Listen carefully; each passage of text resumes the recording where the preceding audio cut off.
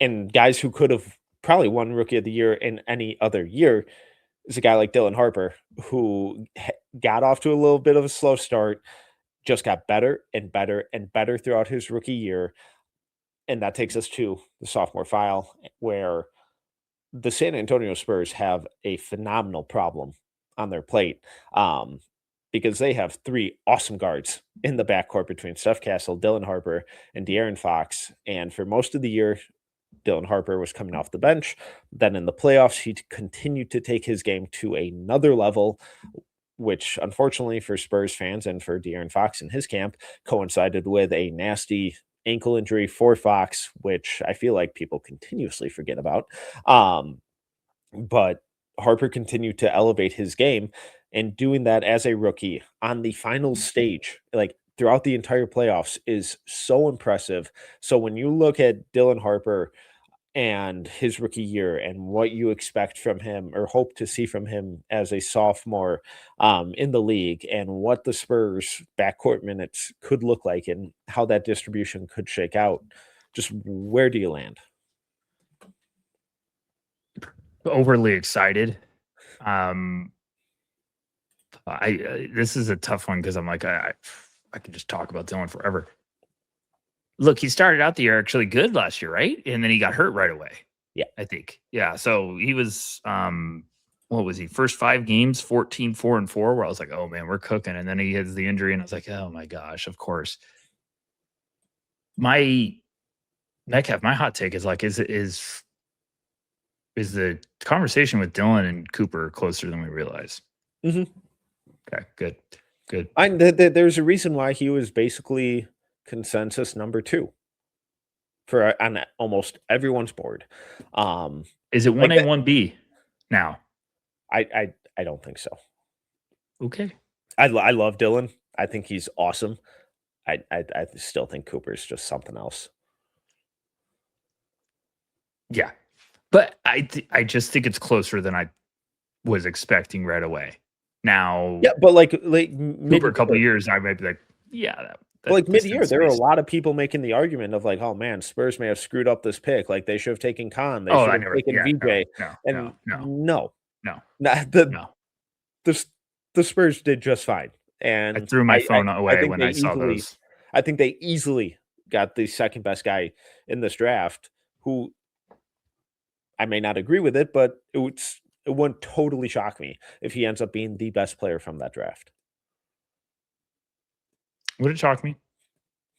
They got the second best guy in the draft, in which I think he's going to be one of the best guys in like the last couple drafts. Yeah. I think Dylan's unbelievable. I think Dylan's going to be a madman. To go off of like where you were talking about with like the Spurs have a great problem.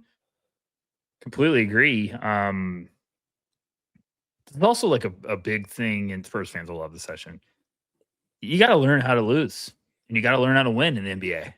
And they had opportunities in the finals to be a team that's like unbelievable run. And like, you have to learn how to win, and you get there. A lot of young teams have to go through this. Like, hey, you got to the finals. Now you got to learn how to win the finals. And they had opportunities to put games away.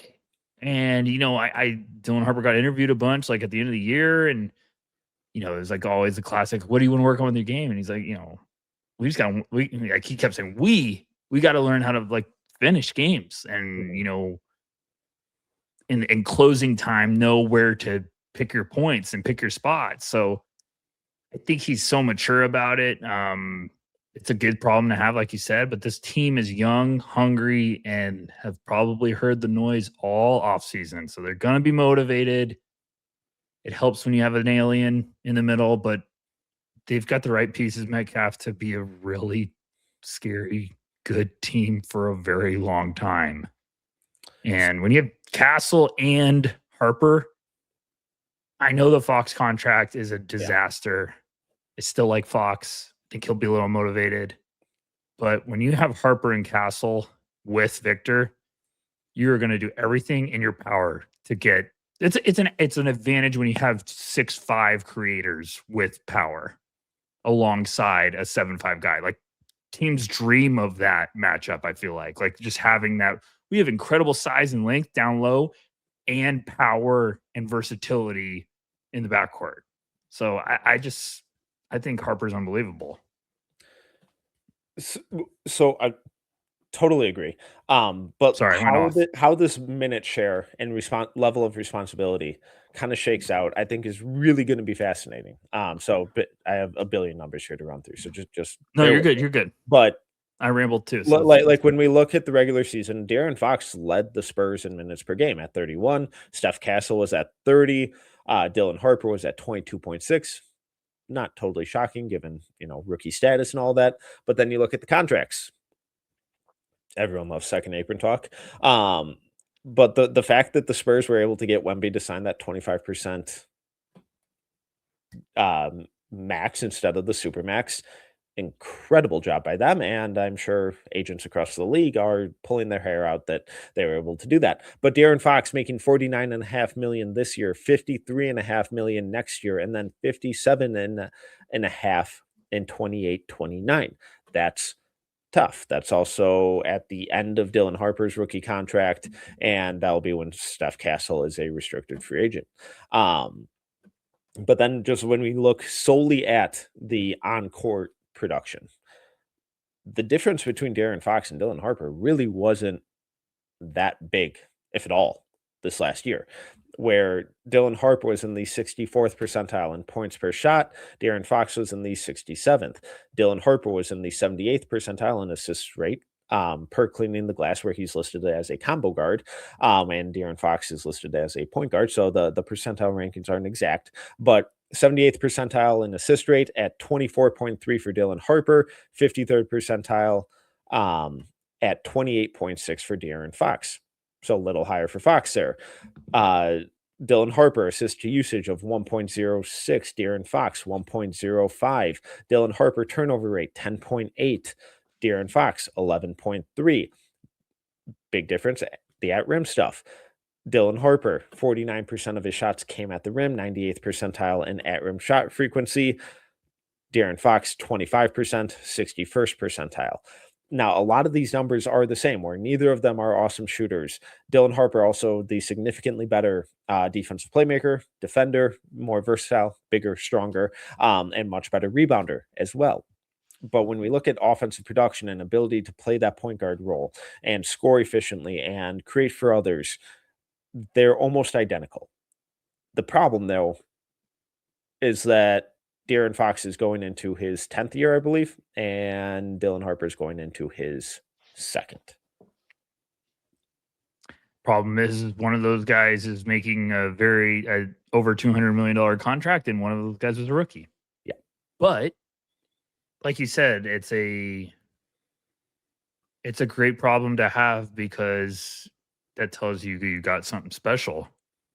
Because our rookie guard, who was third in line early on, is matching the production of our $200 million guy.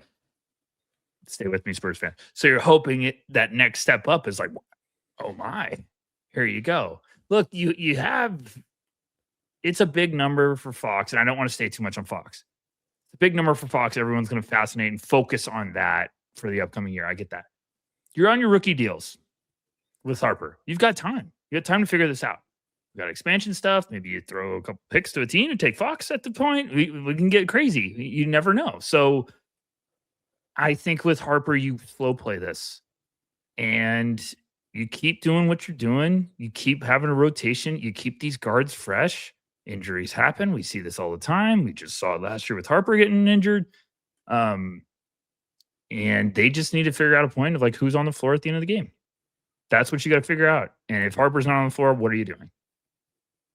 Because he better be on the damn floor. I don't care if he's got to play small forward. He better be on the damn floors. I think Metcalf is just it's the NFL with having two really good running backs. Keep them fresh, rotate them. But I think at some point in the year we're going to see another gear flip, and then we're gonna start having a conversation of like, Dylan Harper needs to be getting a little bit more juice, a little bit, and then maybe year 3, it's like, you know what, Dylan's starting. and you start making the transition. But I wouldn't be rushing things too fast right now. I agree with you that I think that's the way you should do it, and in an ideal world, that works out perfectly. But in this world, there are these things called egos that some professional athletes tend to have, and Are we back to back ego talk oh gosh, so episodes? This is love egos. great. Egos. And again, just like last week, it's not a bad thing. Oh, Not a bad thing to have an ego, as long as you're not a dick about it. But I think that's a really thin ice to walk on, and at for some sure. point, you're gonna fall through. Because, like, in the regular season, plus 9.2 when Harper was on the court. Harper and Wemby were a plus 26.8 when they were on the court. Fox and Wemby were a plus 16.6. Fox and no Harper, plus 11. Harper and no Fox, plus 11.6. Harper and Castle with no Fox, plus 14. Fox and Castle without Harper, plus 11. Not a whole lot of difference really between those. Like, it goes from like incredibly good to just like, holy cow, that's still really good. The problem is that when you have all three of those guys with Castle, Fox, and Harper on the court, it doesn't work. It simply does not work. In the regular season, is only 54 possessions. They're a minus 29.5. Yeah, real bad. Now in the playoffs, Fox on plus 8, Harper on plus 11.9, Harper with no Fox plus 13.5, Fox with no Harper plus 6.4. All three of those guards on the court minus 24.3 in 83 possessions. You can't play all three of them together. At least last year, you couldn't. So I know small sample size, you'd love those possession numbers to be triple what they were, but with what we got, having all three of those guys on the court at the same time was an abject disaster. And I don't think that you can play all three of them because I think there is way too much stylistic overlap with what they do. You can have two of them on the court at all times. And by all of the numbers last year, it results in an incredible team with or without Wemby out there. It helps having Wemby out there. If you want me to be blunt, I'm Yeah, always trying to be nice. If you want me to be blunt, no, the be end of the blunt. game for me would be Harper, Castle, Carter Bryant for the defense, and probably obviously Wemby, and then you got to figure out the fourth. But it's not Fox. I would swap Carter for Devin Vassell and then Tobias Harris. Vassell, yeah, Vassell's Um, fine. If Bryant, I'm projecting Bryant to take that next leap, but Vassell there. Oh, and Toby. Tobias. Yeah. There's my. I like Fox. I'm just talking about. I'm thinking from a team front office perspective. You gotta figure it out because you got one guy who right now the contract is probably viewed as one of the worst contracts in the league Yeah. because we are overreactionary all the time and it's coming off the finals and everyone was talking about it all summer. So right now the value of that contract is the worst. You got to get it back up. Time will do that and you've got to just kind of figure this out. Like, can you buy another half of a season with Harper being a sixth man? Maybe. You're right. You're on thin ice.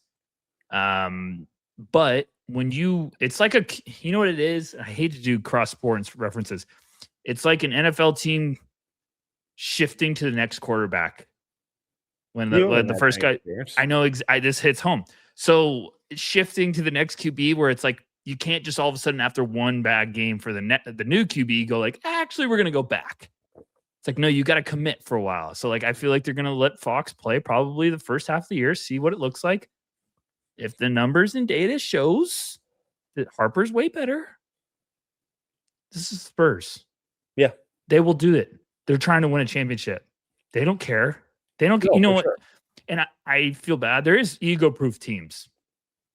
Oh, your ego's higher? We'll get you out of here. Like, and I think you go to the Spurs, you go to the Celtics, you go to the Lakers, your ego gets worse. But if you go to any other team like the Knicks now. How did the Celtics offseason go?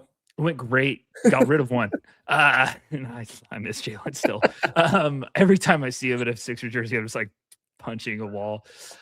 I just think it's the Spurs. You get guys to buy in. And Dylan Smart, his dad probably is being level-headed and giving him some good advice of like, I played alongside the dude in Michael Jordan. Just your time will come, figure it out. So I think Metcalf, eventually you're going to have to let this kid fly. But right now, you just kind of have to weather the storm if you're thinking of a front office of like, look, we got Fox here.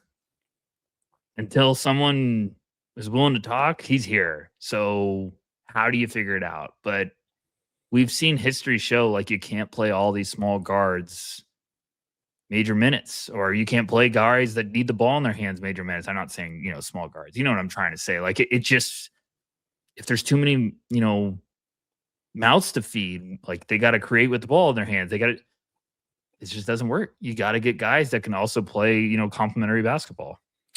Yeah, I at the end of the day, I do think I agree with you where you don't have to start. No, I know. Please, Spurs fans won't. There's plenty I don't. No, but like I think you start the year with it being De'Aaron Fox's job, and you force Dylan Harper to take it from him. What I'm fascinated about is not if he can do it, but when he does it, what does that cascade into? Because you'd love to be able to trust the culture and the infrastructure of the Spurs and how they run things and the professionalism. And the day one goal is always win a championship, and it's through a team effort. Like you have to sacrifice. Victor Wembanyama just took what is it, like 5 to 10% less than he could have on his contract.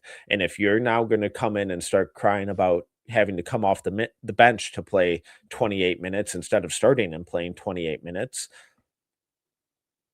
you're going to find yourself on the outs, I think, pretty quickly. So I'm really fascinated because this is a young team.